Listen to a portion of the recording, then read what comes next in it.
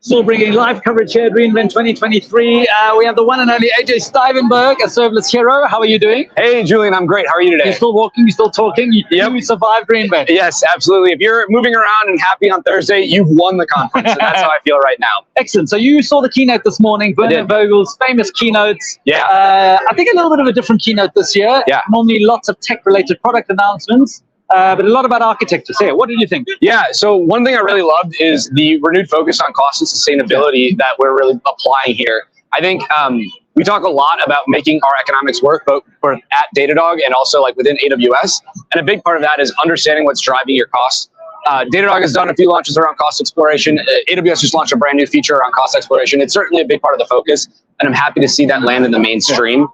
When we're talking about serverless things like Lambda and S3, there's all these great benefits of scale you get as you increase, where you can kind of commit to your cost for your model, and as long as that is more or less consistent with your request, then it scales really, really well. Yeah, because that's an interesting evolution when you talk about observability products like Datadog and others. Normally that's about metrics and it's about finding out if your application's working.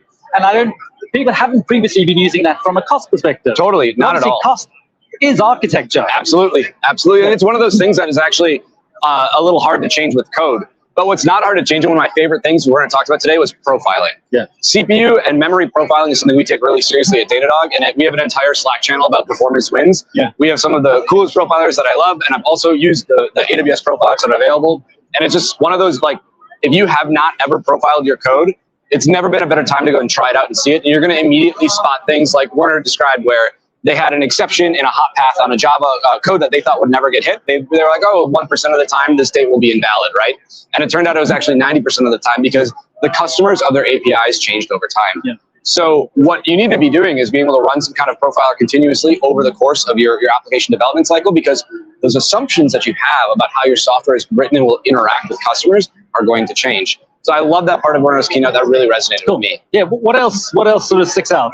Oh man, I mean, okay, the Nubank interview, I forget, Kat Sweetle. Yeah, Kat Sweetle. I've actually been at a conference with her before. She was a facilitator. Really? She's super technical, super awesome speaker, and then she pops up on stage. Yeah, I had no idea. So yeah. I enjoyed that interview a lot. I don't know anything about Nubank, but I liked how they were talking about, the rate at which you can settle financial transactions is directly proportional to the rate at which like customers can have their money and move on with their lives. Apologies to all the Americans watching. Yeah, I live in London. We do financial things a little bit faster. Yes, a lot of it faster. There's a good future. Yeah, it's one of the things that we should take from other people. So. Cool. Well, thanks so much for telling us your insights all about the keynote. And enjoy the rest of reInvent. Had a great time. Thanks. See you out here.